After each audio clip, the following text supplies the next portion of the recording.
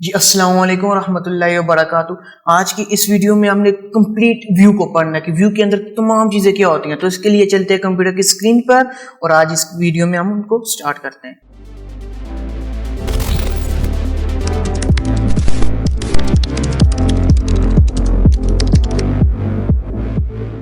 अब जी मेरे पास आ रहा है सबसे पहले यहाँ पे व्यू में देखें काफ़ी ज़्यादा डिटेल आ रही है। मैं यहाँ पे इक्वल टू रैंड लिख के कुछ पैराग्राफ लिख लेता हूँ।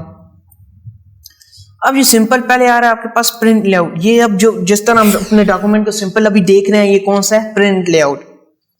अगर इसको मैं रीड मोड पे रख लूंगा, अभी क्या है कि दो दो पेज ठीक है। अभी इसका साइज जो है ना 140 है, तो इसका साइज में 100 रख लेता हूँ, तकरीबन ये 100%। तो अब देखिए यहाँ पे ये 3 भी पेज आ गए हैं, 1 2 3। इसको आप रीड मोड कह सकते हैं, देख सकते हैं अपने सारे डॉक्यूमेंट को रीड मोड में जाके। यहीं से आप ESC स्केप का बटन अपने कीबोर्ड से प्रेस करें, वापस आ गए। इसके बाद है वेब लेआउट। तो सिंपल ये वेब लेआउट सिंपल सा चीज़ है, आपका जितना भी डॉक्यूमेंट है ना वो पूरा आपकी स्क्रीन में फिट हो जाएगा, ये वेब लेआउट होता है। इसके बाद जी आउटलाइन लेआउट, ये इसको आउटलाइन कहते हैं। इसी के साथ आपके पास आ रहा है ड्राफ्ट, तो ये ड्राफ्ट लेआउट है, सिंपल। इसके बाद इसको मैं प्रिंट लेआउट पे ही रखता हूँ। ये सिंपल लेआउट है, अपने डॉक्यूमेंट को किस तरह आप देखना चाह रहे हैं। इंपॉर्टेंट चीज रूलर। अब जी बार दफ़ा हमने रूलर को ऑन रखना होता है कि जैसे कि हम मार्जिन वगैरह को कंट्रोल करना चाह रहे हैं, लेफ्ट रूलर भी आपके पास क्लिक करेंगे आ जाएगा और ये टॉप भी आ जाएगा।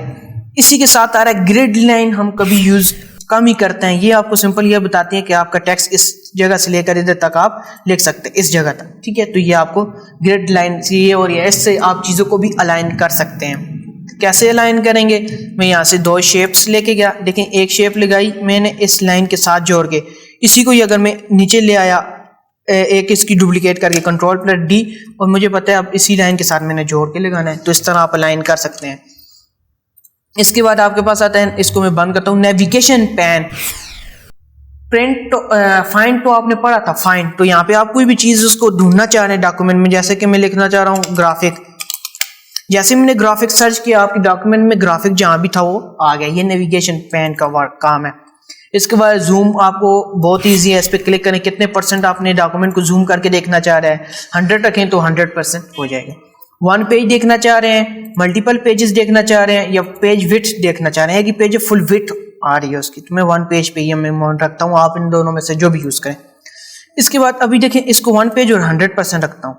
आपके पास आ रहा है न्यू विंडो। अभी आपके पास कितने डॉक्यूमेंट ओपन है, एक ही। इसी को ही अगर मैं मल्टीपल विंडो में ओपन कर दूं, अभी देखें वही डॉक्यूमेंट 2 हो गए हैं, फिर वही डॉक्यूमेंट आपके पास 3 हो गए हैं।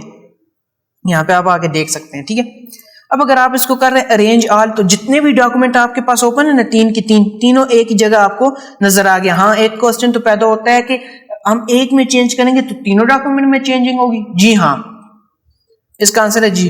देखिए मैं इसको सिलेक्ट करके बोल्ड करता हूँ, बोल्ड किया, इसका साइज थोड़ा सा इंक्रीज किया। अब यही मैं किसी भी डॉक्यूमेंट में चला जाऊं, Ctrl+Z करता हूं, ये मैं इधर से किसी भी डॉक्यूमेंट में चला जाऊं, ये देखें ये वाला डॉक्यूमेंट है, इसमें अगर मैं इसको बड़ा करूं तो यहाँ पे देखिए इसमें भी वही चीज़ आ रही है, इसमें चला जाऊं तो इसमें भी वो देखें वही चीज़ आ रही है। ये तमाम डॉक्यूमेंट में वो चीज़ें चेंज हो जाती हैं। इसके अलावा स्प्लिट ऑप्शन है, मतलब कि अपने डॉक्यूमेंट को 2 हिस्सों में स्प्लिट करना चाहें, उसको तकसीम, ये स्प्लिट हो गया है तो रिमूव भी कर सकते हैं। इसके अलावा ये व्यू साइड बाय साइड, आपके जो डॉक्यूमेंट है ना उसको किस तरह 3 अभी ओपन है, मैं अगर इसको करूँ 1/3, तो देखिए आपके पास 1/3 का ऑप्शन यहाँ पे इस तरह अप्लाई हो गया। अभी 2 ही डॉक्यूमेंट है, 1/3 अप्लाई हो चुका है इस पे। अगर इसको मैं यहाँ पे कर लूँ जी व्यू साइड बाय साइड को ऑफ, अब जिसको मैं 1/1 रखूँ तो अब देखें ये 1/1 है। इस तरह अगर इसको मैं 1/3 रखूँ, इसको ख़त्म किया 1/3 और ओके किया, तो अब ये देखें ये 1/3 इसका कह सकते हैं, ठीक है। इसके अलावा जी आप रीसेट टू विंडो पोजीशन भी इसको रख सकते हैं। अब हमारे इन सबको मैं बंद करता हूँ, हमारे पास आता है स्विच विंडो।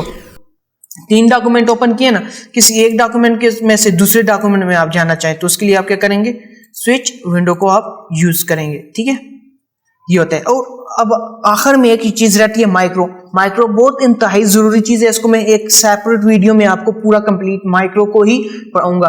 तो आज की वीडियो में हमने व्यू को पढ़ा है, और व्यू में किसी का कोई क्वेश्चन हो तो वो क्वेश्चन कर सकते हैं। तो आज से तकरीबन हमारा MS वर्ड कंप्लीट हो चुका है। अब हम बेसिक MS वर्ड हमारा क्या हो गया, कंप्लीट।